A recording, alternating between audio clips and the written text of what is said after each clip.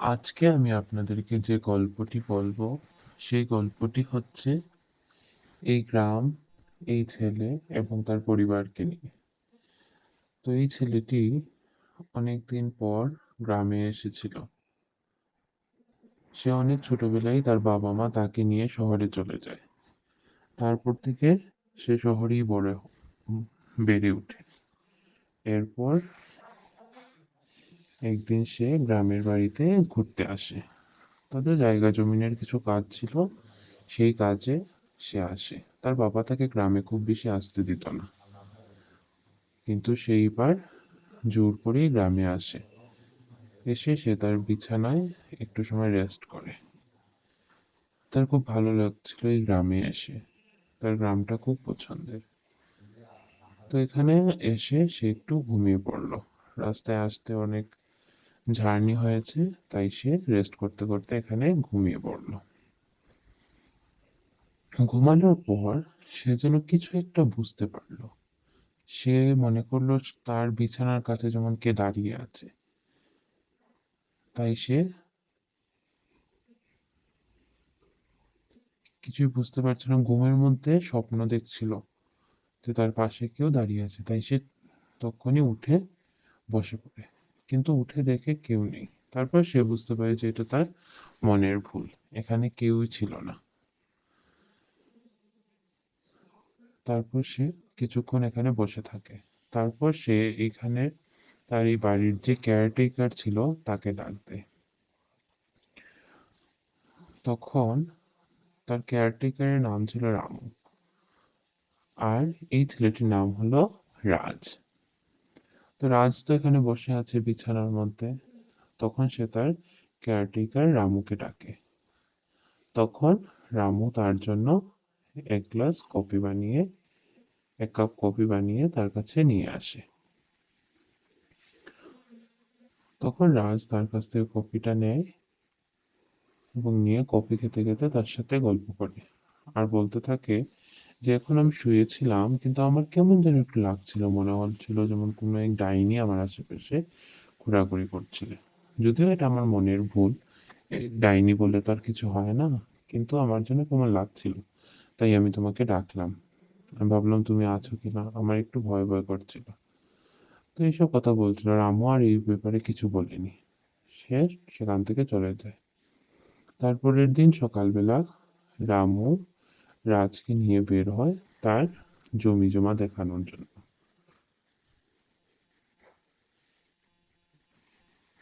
খুব সুন্দর সকাল।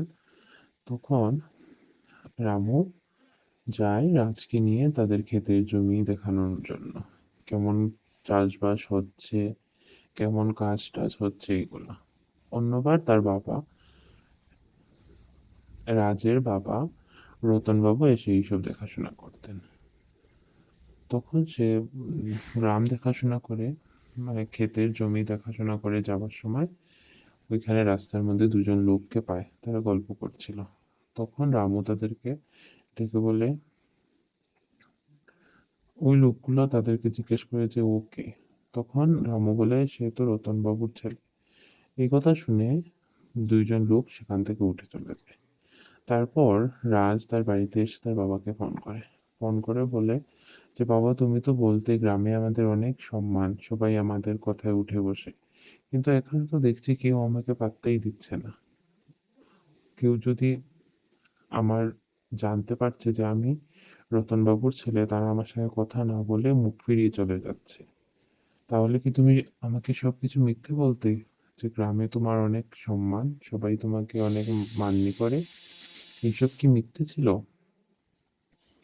এইসব বলে ফোন রেখে রাজ আবার ঘুমিয়ে পড়ে। সে গ্রামে হাঁটতে হাঁটতে ক্লান্ত হয়ে যায়। শহরের ছেলে, এত গ্রাম, গ্রামে পায়ে হেঁটে অভ্যাস নেই, তাই ঘুমিয়ে পড়ে। কিন্তু ঘুমানোর পর তো কি ভয়ানক স্বপ্ন। সে দেখছে তাকে কোনো ডাইনি এসে তুলে নিয়ে যাবে, খেয়ে নিচ্ছে, আঁকড়ে ধরেছে কোনো ডাইনি তাকে। তারপর সে তৎক্ষণাৎ উঠে পড়ে, বিছানায় বসে বসে ভাবে, কি দেখলাম এটা আমি? এরকম কেন হচ্ছে আমার সঙ্গে? মনে হচ্ছে যেমন এই ঘরে আমি ছাড়াও কেউ আছে, সব সময় আমার উপর নজর দিচ্ছে, কিন্তু কে সে কিছুই তো বুঝতে পারছি না। রামুকে জিজ্ঞেস করলে রামুও কিছু বলছে না। কি করব? তারপর সে ঠিক করে যে না, গ্রামের কারোর সাথে গিয়ে এই বিষয়ে কথা বলবে। তাই সে আবার সেই আগের জায়গায় চলে যায়। সেখানে গাছতলায় এক বুড়িমাকে দেখতে পেয়ে রাজ ওই বুড়িমাকে জিজ্ঞেস করে, বুড়িমাকে বলে যে আমি রতনবাবুর ছেলে, আমি এখানে আমার গ্রামের ক্ষেত জমিগুলো দেখতে এসেছি, কিন্তু আমার সঙ্গে যেমন কেমন একটা হচ্ছে, আমি কিছু বুঝতে পারছি না। কিন্তু বুড়ি বুড়িমাও তার কথাটা পুরা না শুনে এখান থেকে উঠে চলে গেল। যখন সে জানতে পারলো যে সে রতনবাবুর ছেলে, তখনই বুড়িমা উঠে এখান থেকে চলে গেল। তারপর রামও এসে সে তার এক বান্ধবীকে ফোন করলো। তার বান্ধবী ছিল একজন অ্যাস্ট্রোলজার, প্লাস সে অনেক ভূতের বই টই পড়ে, ভূত সম্পর্কে অনেক কিছু জানতো। তাই সে ভাবলো যে না, এবার আমি প্রিয়ার কাছ থেকে একটু সাহায্য নিয়ে দেখি। প্রিয়া তো এ বিষয়ে অনেক কিছু জানে।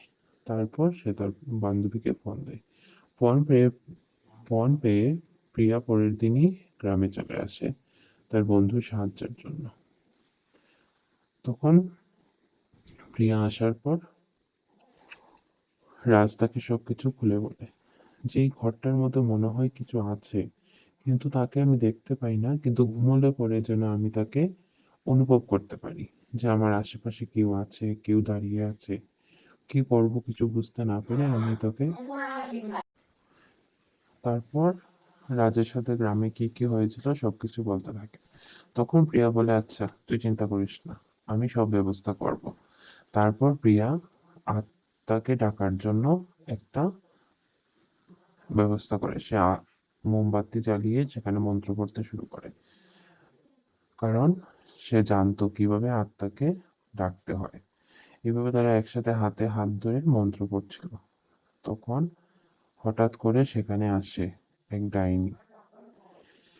তখন রাজ সেটা দেখতে পায়। রাজ দেখতে পেয়ে প্রিয়াকে ইশারা করে। তখন প্রিয়া বলে, তুই ডাইনিকে প্রশ্ন কর, আর আমি তোর সাথে মন্ত্র পড়বো যাতে ডাইনি আমাদের কিছু করতে না পারে।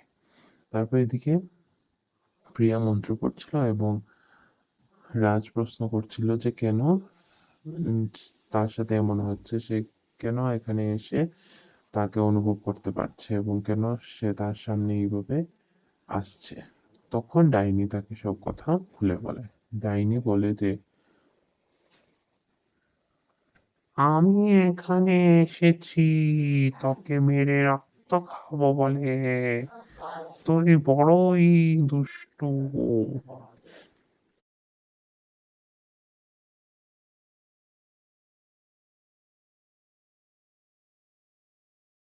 তাকে বিস্তারিত সবকিছু বলতে থাকে।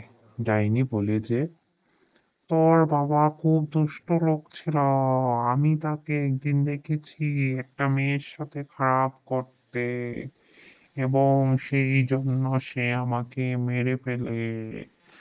আর আমি এখানে ভূত হয়ে ঘোরাঘুরি করছি। যেদিন তোর বাবাকে পাবো সেদিনই আমি তোকে এবং তোর বাবাকে গিলে খাবো। তারপর রাজ এই কথা শুনে বলল, এইসব কি বলছো? আমি তোমার কথা বিশ্বাস করি না। আমার বাবা একজন সৎ মানুষ, সে কখনো এমন করতে পারে না। তখন ডাইনি রাজকে সব প্রমাণ সুদ্ধা দেখালো এবং সবকিছু খুলে বলল। তখন রাজও বিশ্বাস না করে পারল না। তারপর রাজ বলল, ঠিক আছে, যদি তোমার কথা সত্যি হয় তাহলে আমি আমার বাবার শাস্তির ব্যবস্থা করব। তারপর রাজ তাকে বিশ্বাস দেওয়ায় যে সে তার সাথে কোনো অন্যায়ের প্রতিবাদ করবে। তারপর রাজ পুলিশ নিয়ে তার বাবার ইনভেস্টিগেশন করার জন্য যায়।